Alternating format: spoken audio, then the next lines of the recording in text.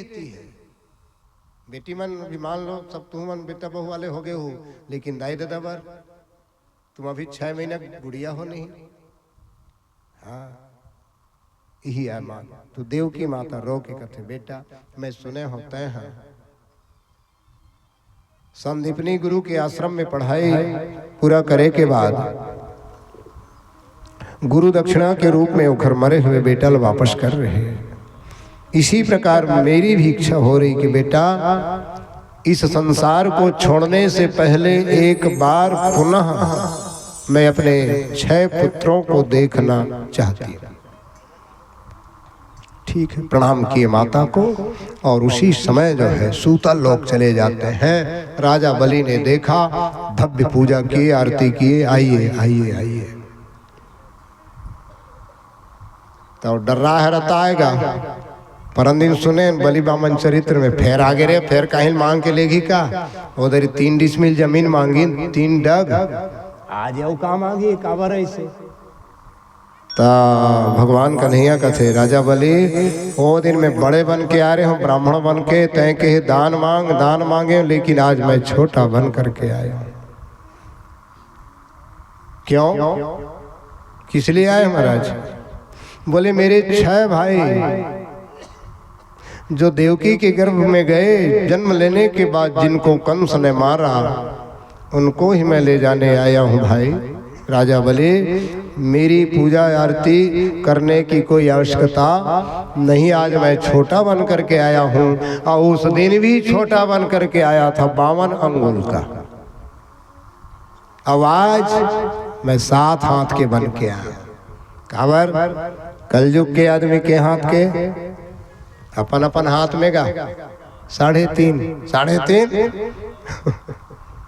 और द्वापर में 7, त्रेता में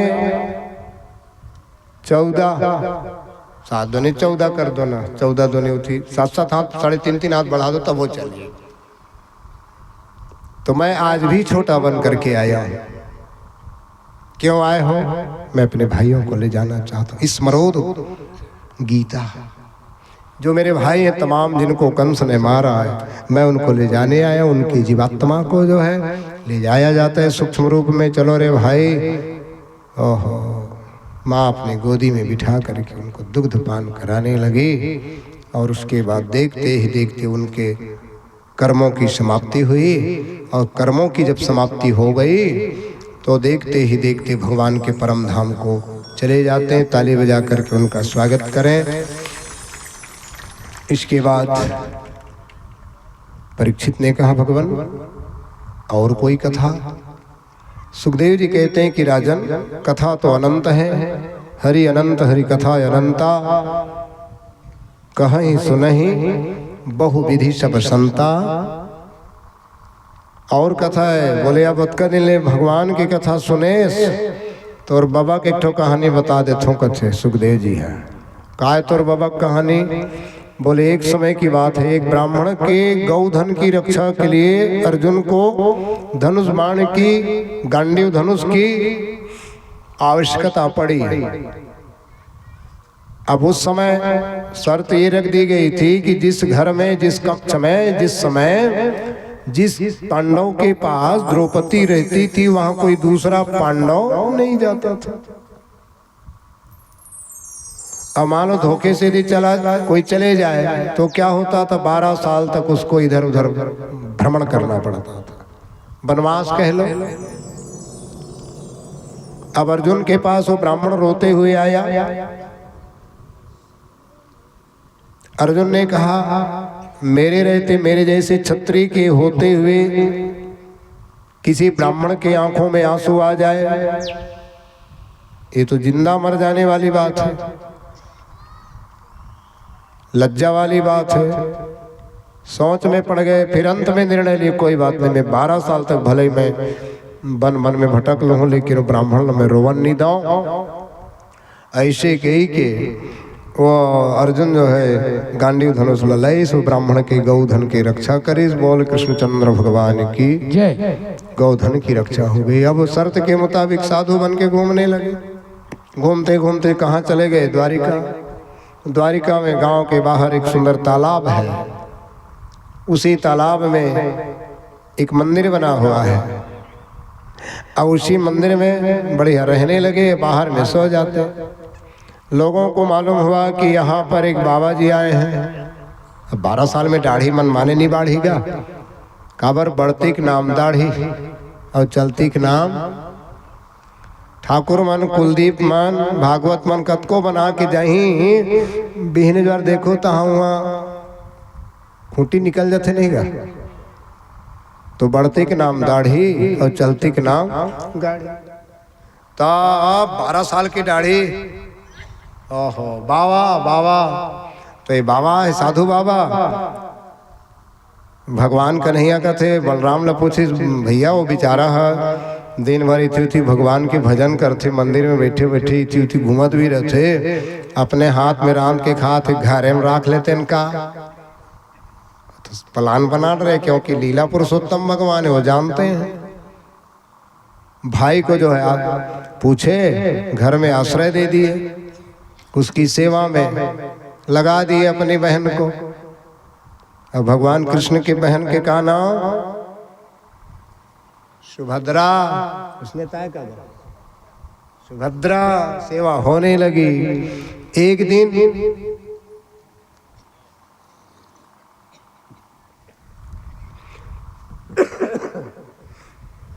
भगवान ने पूछा सुभद्रा से, देखो समझदार ला इशारा काफी होता ना।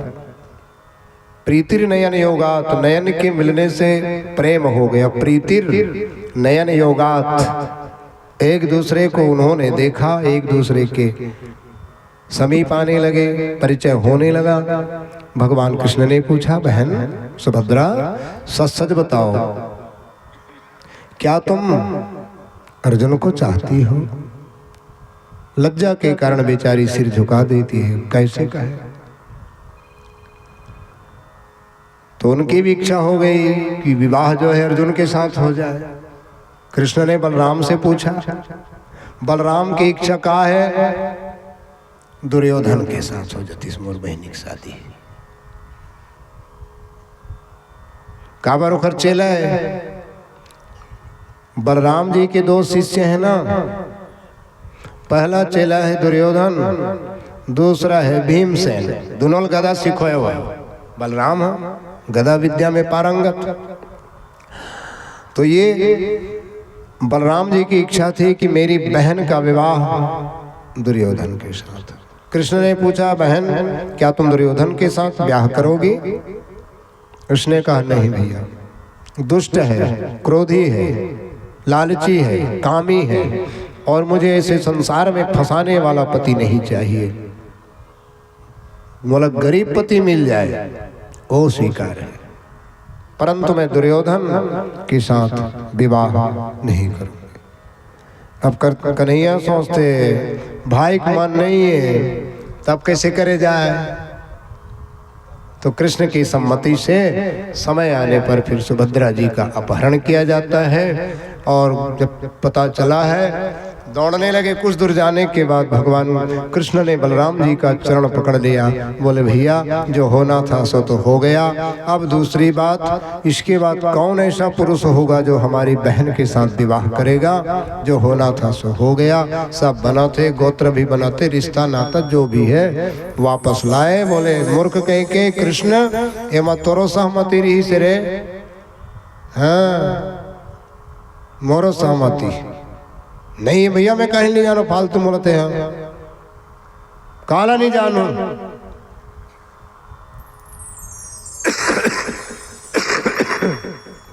इस तरह से बंधुओं सुखदेव जी कहते हैं, राजन आपके दादाजी की कथा मैंने कह दी। सुभद्रा का हरण हुआ, वापस लाए द्वारिका। द्वारिका में लाने के बाद भगवान कृष्ण, कन्हैया, बलराम सबने दोनों का विवाह धूमधाम से कर दिया। बढ़िया प्रेम से बार विवाह हुए, दहेज वगैरह सब दे दिए। और जब दहेज दिन सब लेके चले गए, प्रेम के सहित उनका जीवन व्यतीत होने लगा। सुखदेव जी कहते हैं, राजन अब क्या सुनना चाहते हो? परीक्षित ने कहा महाराज और कोई कथा हो तो सुना दो। सुखदेव जी ने कहा श्रुतदेव नाम का एक ब्राह्मण है। वो ब्राह्मण जो है भगवान का बड़ा भक्त। उसकी पत्नी थी, गर्भ धारण करती, लेकिन बार बार गर्भ स्खलित हो जाता था। बच्चे बाहर आते थे पेट से और अंतर ध्यान हो जाता था। आखिर में अंत में फिर अर्जुन के द्वारा प्रण लिया जाता है कि मैं तेरे बालक की रक्षा करूंगा ब्राह्मण, चिंता मत करो। प्रसव वेदना शुरू हुई, चारों तरफ बाण ही बाण, लेकिन इस समय तो विचित्र घटना घट गई। वो बालक जो है फिर से अंतर ध्यान हो जाता है। अब अर्जुन ने प्रतिज्ञा की थी कि यदि मैं इस ब्राह्मण के बालक की रक्षा नहीं कर पाया तो मैं चीता में आंख लगा करके अपने आप को नष्ट कर डालूंगा। भगवान ने उस समय उसको समझाया। फिर रथ में सवार हुए, गए हैं वहाँ पर जो है महाविष्णु भगवान का उन्होंने दर्शन किया। भगवान ने कहा महाविष्णु ने कि हे अर्जुन, हे कृष्ण, वो कोई और नहीं मैं ही था। उसके गर्भ में जाता और बार बार मैं अंतर ध्यान हो जाता था। मेरी इच्छा हो रही थी कि मैं आप लोगों को, नर और नारायण को, दोनों को एक साथ देखूं। दर्शन किए। बोलो सच्चिदानंद भगवान की जय। इसी प्रकार आगे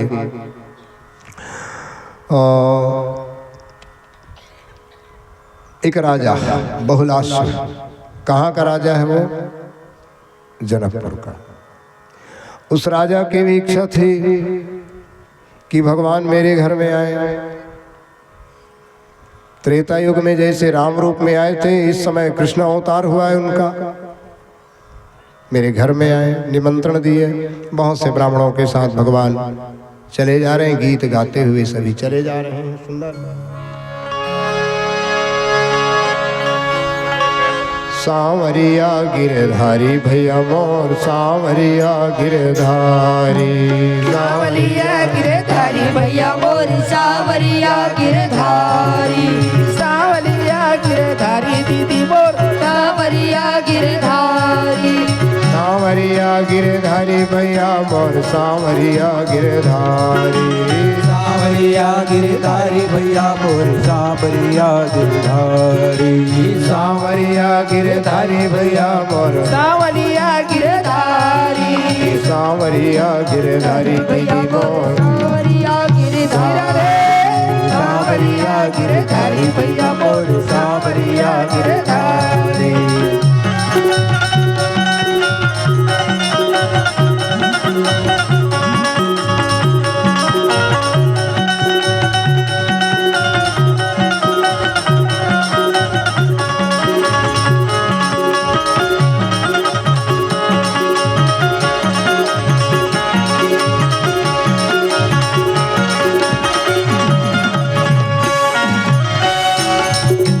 जेठे महीना लिखपतिया भेजायो, सांवरिया गिरधारी, जेठे महीना लिखपतिया भेजायो, सांवरिया गिरधारी, सांवरिया गिरधारी दीदी मोर, सांवरिया गिरधारी, सांवरिया गिरधारी दीदी मोर, सांवरिया गिरधारी, सांवरिया गिरधारी दीदी मोर, सांवरिया गिरधारी, सांवरिया गिरधारी भैया मोर, सांवरिया गिरधारी, सांवरिया गिरधारी मोर, सांवरिया गिरधारी, सांवरिया गिरधारी भैया मोर, सांवरिया गिरधारी।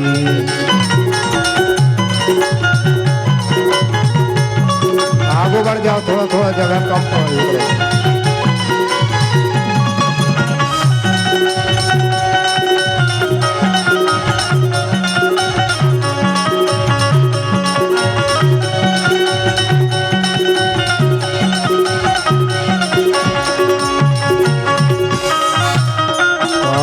राजा बहुलाश जनकपुर के राजा हैं। वो गांव के बाहर में जिन में गेट नहीं लगेगा, 2-1.5 किलोमीटर समस्त ग्रामवासियों के साथ आरती थाल सजा करके वहाँ चले जाते। वहाँ से समस्त ग्रामवासी चले आ रहे हैं। सुखदेव जी कहते हैं कि राजन मेरे पिताजी के साथ साथ मैं भी चला गया। भगवान